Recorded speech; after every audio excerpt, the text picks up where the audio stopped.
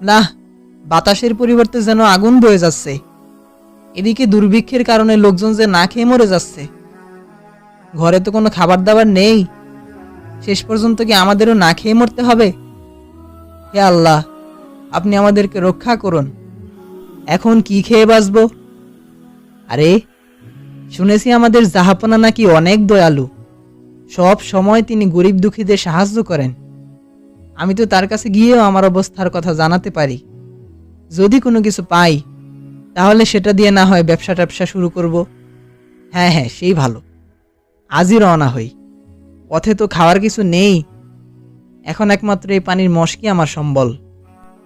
বেদুইন তখনই রাজপ্রাসাদের দিকে রওনা হলো।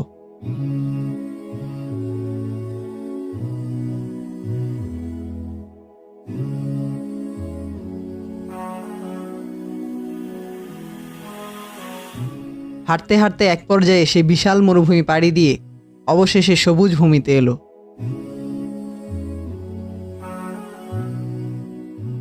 না, পারছি না, আর হাঁটতে পারছি না। তৃষ্ণায় গলা শুকিয়ে একেবারে যে কাঠ হয়ে গেল। এখন পানি কোথায় পাবো? পানি না পেলে যে এখানেই কোথাও মরে পড়ে থাকতে হবে। হে আল্লাহ, আপনি আমাকে সাহায্য করুন। আপনার সাহায্য ছাড়া এখন যে আর বাঁচার কোনো উপায়ই নেই। এখন তো হাঁটা ছাড়া আর কোনো পথও দেখছি না। এখানে মরে পড়ে থাকার চেয়ে সামনে এগিয়েই দেখি, যদি আল্লাহ তাআলা দয়া করেন।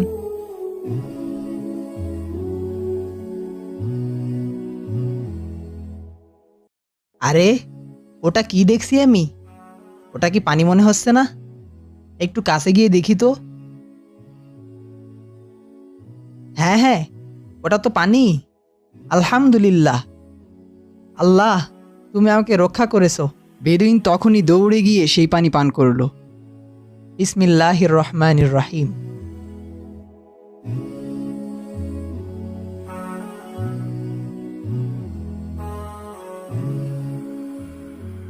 আহা, এ যে অমৃত। আমি তো জীবনেও এমন পানি পান করিনি। পানি এত মিষ্টি কি করে হয়? না না, এটা তো সাধারণ কোনো পানি না। এটা তো জান্নাতের পানি ছাড়া আর কোনো পানি হতেই পারে না। হ্যাঁ, নিশ্চয়ই আল্লাহ দয়া করে শুধু আমার জন্যই এই পানি পাঠিয়েছেন। হে আল্লাহ, সকল প্রশংসা ও কৃতজ্ঞতা শুধুমাত্র তোমার জন্য। এখন তো আমি জাহাপনার কাছে যাচ্ছি। এই পানি যদি আমি জাহাপনাকে দিতে পারি তাহলে তো তিনি নিশ্চয়ই অনেক খুশি হবেন। হ্যাঁ হ্যাঁ, যাই, জাহাপনার জন্য অল্প একটু পানি নিয়ে যাই।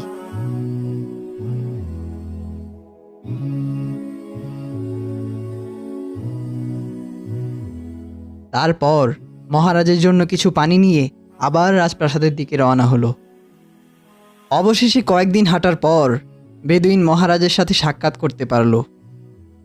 আসসালামু আলাইকুম জাহাপনা। ওয়ালাইকুম আসসালাম।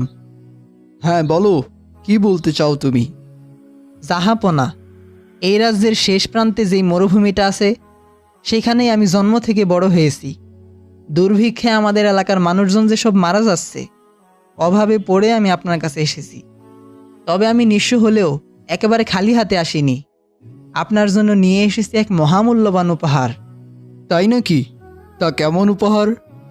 তৃষ্ণায় আমি যখন প্রায় মারা যাচ্ছিলাম, ঠিক তখনই আল্লাহ দয়া করে শুধু আমার জন্য এই পানি পাঠিয়েছেন।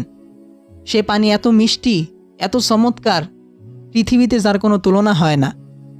কি বলছো তুমি? সত্যি বলছো তো? তা দাও দেখি, কেমন সেই পানি? মহারাজ অত্যন্ত আগ্রহের সাথে সেই পানি পান করলেন। আহা হা হা, সত্যি এই পানির মতো পানি আমি আগে কোনোদিন পান করিনি।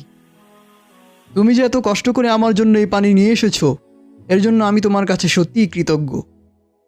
আমি তোমাকে কিছু স্বর্ণমুদ্রা দিচ্ছি। এটা তোমার সারা জীবন চলার জন্য যথেষ্ট।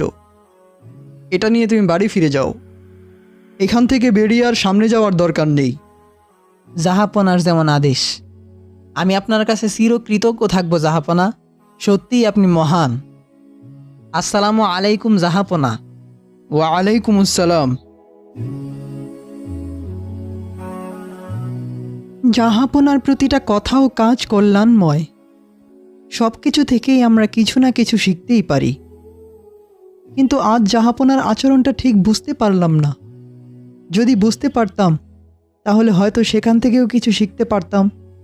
তুমি কোন বিষয়টার কথা বলতে চাইছো? অন্যান্য দিন কোনো হাদিয়া এলে আপনার অবশিষ্ট অংশটুকু সবাইকে ভাগ করে দিতেন, কিন্তু আজ তা করেননি। অন্যদিকে বেদুইনকে এখান থেকে বেরিয়ে সামনে যেতে নিষেধ করেছেন। ও আচ্ছা আচ্ছা, আসলে এই পানির মতো দুর্গন্ধযুক্ত স্বাদহীন পানি আমি জীবনে কোনো দিন পান করিনি। জাহাপনার সাথে এত বড় বেয়াদবি! না না, বেচারা সারা জীবন মরুভূমির লবণাক্ত পানি পান করে বড় হয়েছে। মিষ্টি পানির স্বাদ সে কোনো দিন পায়নি। কাল রাতে আমাদের এখানে বৃষ্টি হয়েছিল। আসার সময় হয়তো কোথাও বৃষ্টিতে জমা পানি পেয়েছিল, আর তৃষ্ণার্ত অবস্থায় মিষ্টি পানি পেয়ে হয়তো এটাই তার কাছে জান্নাতের পানি মনে হয়েছিল। আহা, কত আশা নিয়ে অসহায় লোকটি আমার কাছে এসেছিল, আমাকে খুশি করতে চেয়েছিল। আমি যদি তোমাদের কাউকে পানিটুকু পান করতে দিতাম, তাহলে তো সব রহস্য ফাঁস হয়ে যেত। শুধু শুধু মানুষরা তোমাদের সবার সামনে লজ্জিত হতো। আর আমি তাকে সামনে যেতে নিষেধ করেছি, কারণ হলো সামনে কিছু দূর গেলেই দজলা ও ফোরাত নদী, আর দজলা ও ফোরাতের কাছে তো এই পানি তুচ্ছ। সে সেখানে গেলে তার ভুল বুঝতে পারত এবং সারা জীবন আফসোস করতো যে হায়, আমি মহারাজকে কি দিয়ে আসলাম। আমি চাই না আমার কোনো প্রজা কষ্ট পাক। আমি চাই আমার সকল প্রজা সব সময় সুখে শান্তিতে থাকুক। আমাদের জাহাপনার তুলনা হয় না। আপনি মহান, সত্যিই আপনি মহান।